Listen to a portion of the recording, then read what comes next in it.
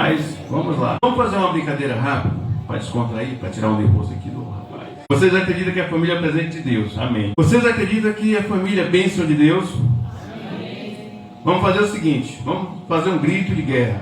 Deixa eu ver como vai ser aqui. Eu acredito que você... Então, quando eu disser família, aí vocês vão dizer família presente de Deus. Família! Família presente de Deus!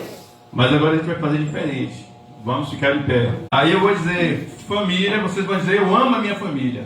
Mas não vai ficar só nisso. Vamos dar um beijinho? Pode ser? Família! Eu amo a minha família. Pronto. Deixa eu dar um beijinho aqui na minha filhinha. Então assim para vocês ganharem beijo, hein? Não ganharam presente, mas ganharam beijo. Mamãe ficou lá no fundo, não pude ir até você. Em casa eu lhe daria alguns beijos. Meus queridos, antes de entrar na mensagem, vamos fazer uma oração. Oremos. Querido Deus, nesse momento, Senhor, cale-se o homem, que teu Espírito Santo fale por nós. Amém. Que a tua palavra, Deus, seja transformada em bênção para as nossas vidas. Amém. Que o teu Espírito Santo, ó Deus, nos capacita cada dia mais para que possamos ser verdadeiros servos e pregadores da tua palavra. Amém. Até porque foi para isso que o Senhor nos chamou. O Senhor chamou homens simples para fazer aquilo que o Senhor quer que façamos. E de pregar o Evangelho, ser portador da tua palavra. Tem muitas pessoas aí fora precisando de ouvir das tuas boas novas. Por favor, Deus, que tudo seja feito para honrar e glorificar o teu nome por amor de Jesus. Amém. Irmãos, vamos abrir nossas Bíblias no livro de Ezequiel 47, de 1 a 12. Amém? Depois disso, o homem me levou de volta à entrada do templo. Ali notei que jorrava água para o leste, por baixo da porta do templo, e passava à direita do altar. Do lado sul, ele me levou para fora do muro, pela porta norte, e me conduziu até a entrada leste. Ali vi que a água corria pelo lado sul da porta leste. O homem me conduziu pela água, e enquanto caminhávamos, ele ia medindo. Quando percorremos 500 metros, ele me levou para o outro lado do rio. Ali a água chegou a meu tornozelo. Ele mediu mais 500 metros. Atravessamos o rio novamente. Dessa vez, a água chegava ao meu joelho. Depois de mais 500 metros, chegavam à minha cintura. Então ele mediu mais 500 metros. E ali a água era um rio fundo, o suficiente para atravessar. O suficiente para atravessar a nado, mas fundo demais para atravessar a pé. Ele me perguntou: filho do homem, você está vendo? E me levou de volta à margem do rio. Ao voltar, fiquei surpreso de ver muitas árvores que cresciam dos dois lados do rio. Então ele me disse: este rio corre para o leste, pelo deserto até o vale do Mar Morto. Sua água torna pura, e a água salgada do Mar Morto, por onde a água deste rio passar, haverá muitos seres viventes. O Mar Morto ficará cheio de peixes, porque suas águas se tornará pura. Surgirá vida por onde esta água fluir. Pescadores ficarão às margens do Mar Morto, desde Egede até Eglaim. As praias ficarão cobertas de redes, secando ao sol. O Mar Morto se encherá de vida, de peixes, de toda espécie, como os peixes do mar Mediterrâneo. Mas os brejos e os pântanos não será purificado continuamente, ou melhor, continuarão salgados. Em ambas as margens do rio crescerão árvores frutíferas de toda espécie. As folhas dessas árvores nunca secarão, nem cairão, e sempre haverá fruto em seus ramos. Produzirão uma nova colheita e cada mês, pois são regrados pela água do rio que nasce do templo. Seus frutos servirão de alimento e suas folhas de remédio. Talvez alguém pode estar pensando: que mensagem virá para nós de uma leitura aparentemente tão complicada? É possível que alguém aqui acompanhe a leitura comigo e tenha tido o mesmo sentimento que eu tive quando eu li pela primeira vez. Ao terminar, disse: misericórdia. Meus queridos, eu creio que até o final dessa mensagem vocês vão dizer amém. Vocês vão estar apaixonados por essa mensagem de Ezequiel 47. Eu penso nessa mensagem todos os dias. A mensagem que está aqui está presente nas minhas orações todos os dias, porém eu adianto a vocês, minha mão está tremendo, e aqui no capítulo 47 de Ezequiel nós temos uma boa notícia. Pensem em uma boa notícia, mas também temos uma má notícia. Temos uma notícia muito ruim.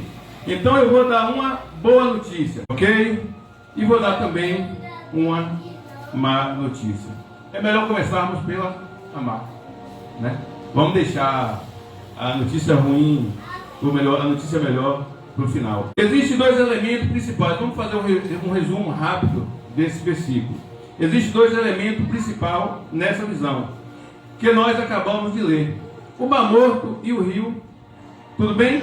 Mas antes de falar sobre esse elemento com mais detalhe, vamos fazer uma breve recapitulação simplificada do que acabamos de ler. Nós falamos de uma visão. Os elementos de uma visão, eles são representativos e simbólicos. Nessa visão, Deus toma o profeta e o coloca no deserto. E lá no deserto ele percebeu uma pequena quantidade de água que vem do altar do santuário. O santuário é a representação do trono da presença de Deus, ok? Então, saindo do santuário, ele percebe uma pequena quantidade de água. Essa quantidade de água, ela vai em direção ao deserto e tem um objetivo: chegar ao Mar Morto. Mas tem uma trajetória. E nessa trajetória ele percebe algo interessante, que no primeiro momento a pequena quantidade de água bate aonde? No tornozelo. Mas aí ele escuta alguém dizer: mede 1000 côvados.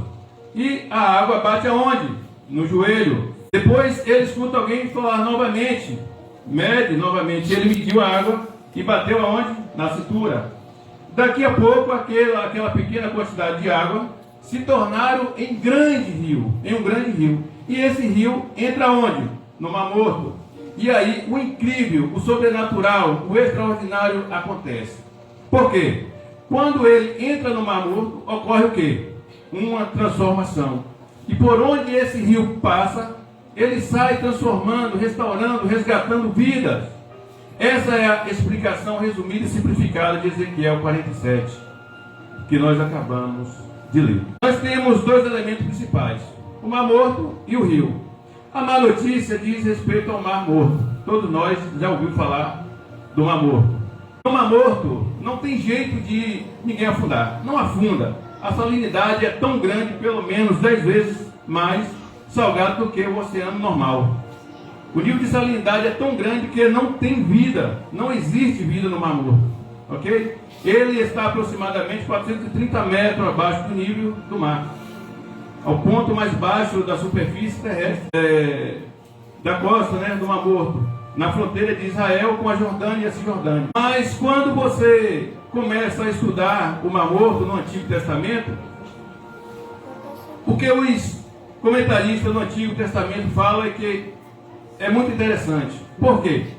Muitos apresentam o Mar Morto como um depósito de lixo. E havia parte do Mar Morto que era pura podridão, muita sujeira. Obviamente, se você obviamente que no Antigo Testamento, se você estabelecesse uma cidade, se você vivesse no Antigo Testamento, se você estabelecesse uma cidade nas proximidades do Mar Morto e fosse construir um sistema de esgoto, você iria canalizar para onde? Certamente para o Mar Morto.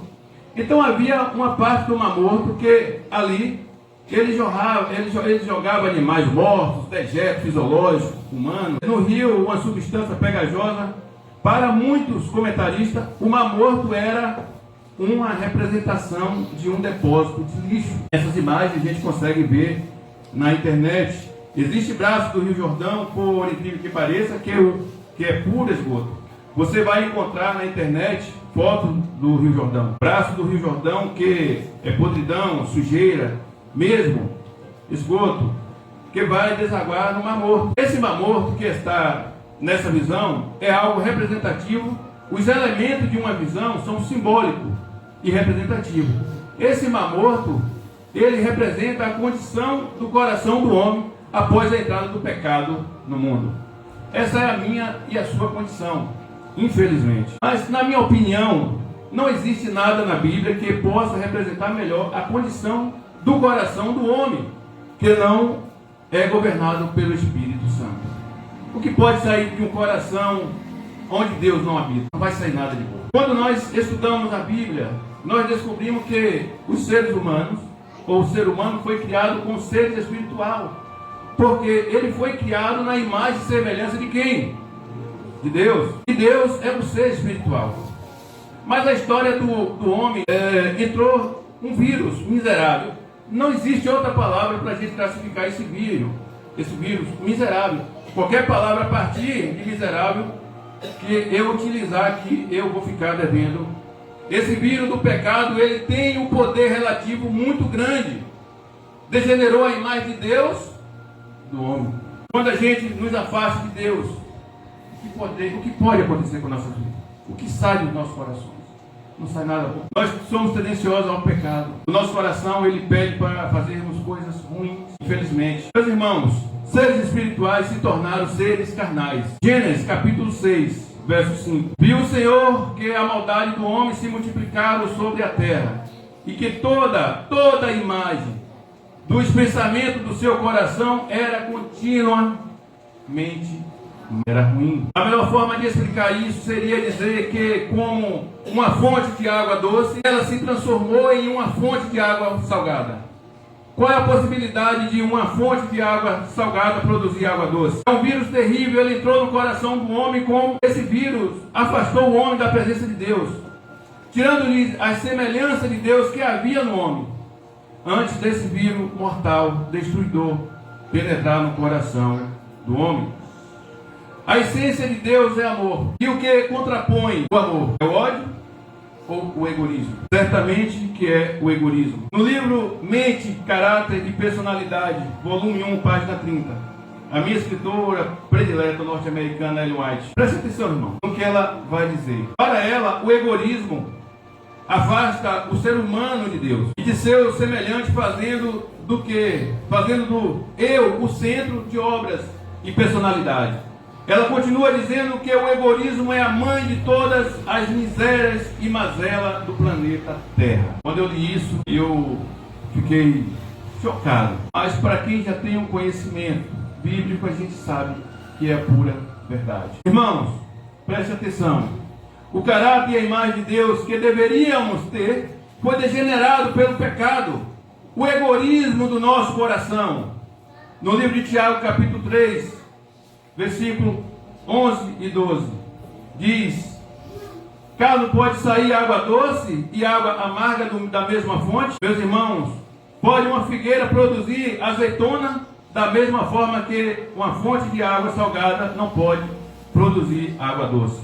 É isso que acontece com a natureza humana, com o coração humano após a entrada do pecado, uma degeneração de natureza completa. É isso que nós somos, seres degenerados, seres com um coração podre. Eu não poderia resumir melhor. É o que Ezequiel traz para nós, comparando o coração do homem com o Mar Morto, como um depósito de lixo. É essas coisas que penetram dentro do nosso coração quando a gente se afasta daquele que vive e que reina para sempre. Talvez você já ouviu aquela historinha do escorpião que queria atravessar o lago. E aí ele olha para um lado e para o outro e vê um sapo. E aí ele aproxima do sapo: ô sapinho lindo, você vai cruzar o lago?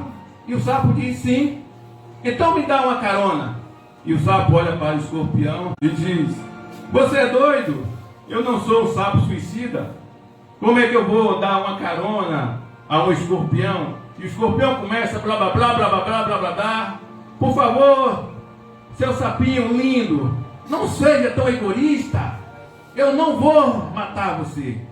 E aí ele insiste tanto que o sapo diz: pronto, seu miserável, suba nas minhas costas. Aí o escorpião sobe e começa a atravessar. Logo no meio do lago, o escorpião dá uma grande ferroada no sapo.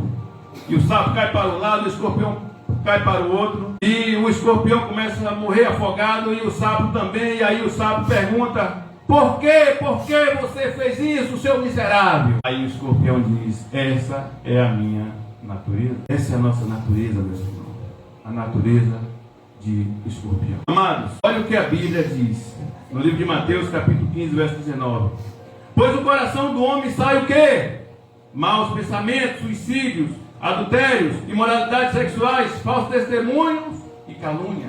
E muito mais. Aí vem a pergunta que vale 10 milhões de dólares. Nós pecamos porque somos pecadores ou somos pecadores porque pecamos? Exatamente. O que você acha? Quem nasce no Brasil é? Quem nasce no Japão? E quem nasce no mundo de pecado? Exatamente. Essa é a nossa natureza. É a natureza de escorpião. Nós pecamos porque nascemos pecadores. E é esse pecado maldito que nos distancia de quem?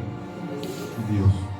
O pecado, ao degenerar o caráter de Deus no homem, o homem se torna como? Uma máquina desgovernada por causa do pecado.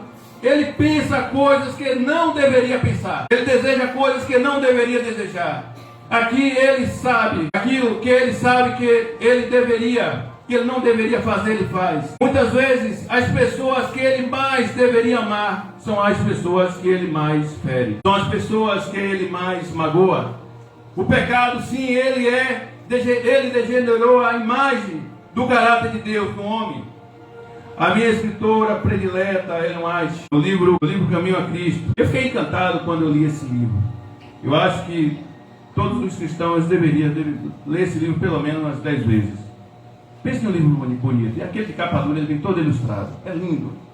A minha escritora predileta, na página 8 a 9, ela diz que o homem foi originalmente dotado de mentes de nobres faculdades e de uma mente equilibrada. Era um ser perfeito e estava em harmonia com Deus. Seus pensamentos eram puros e seus desejos eram santos. Mas por causa da desobediência, sua mente se tornou pervertida e o egoísmo suplantou o amor. Por causa da transgressão, sua natureza tornou-se tão enfraquecida que lhes foi impossível, por sua própria força, resistir ao poder do mal. É impossível, meus irmãos, por nós mesmos escapar do abismo do pecado em que estamos mergulhados. Nosso coração é ímpio e não podemos transformar. É importante destacar essa palavra. É impossível para nós mesmos escapar do abismo do pecado que estamos mergulhados. O coração é ímpio e não pode transformar por nós mesmos. A educação, a cultura, o exercício da vontade, o esforço humano, todos têm a sua devida esfera de ação. Neste caso, são importantes. Poderão levar aos procedimentos exteriormente corretos, mas não pode mudar o coração. São incapazes de purificar a fonte da vida. Misericórdia, quando eu li esse pensamento diversas vezes, eu disse misericórdia, esse pensamento diz que a educação, a cultura, toda a cultura do mundo. Isso quer dizer que quem faz uma faculdade de psicologia, isso é bom, ter um doutorado de psicologia, ou quem sabe uma teologia, ou em qualquer área da vida. Toda a educação do mundo tem a sua importância, sim, mas nesse caso, são importantes a cultura religiosa. Nem a cultura religiosa, a religiosidade, não pode transformar o coração de um pecador. Eu gosto muito da igreja adventista, mas essa igreja adventista, ela não tem poder de transformar o meu coração. Ela não tem o poder de transformar a nossa vida. Só o rio de Deus, do Espírito Santo, tem esse poder de transformar o coração de um pecador em santo. Amém. Eu vou contar a história do pastor Jeú. O pastor Jeú é uma figura excepcional. O pastor Jeú, cearense, ele brinca que ele é cabeçudo. Ele conta que ele começou o seu ministério na igreja sede de seu distrito. Lá tinha uma líder, uma mulher de Deus. Ela era uma líder da escola sabatina. Ele relata que gostava muito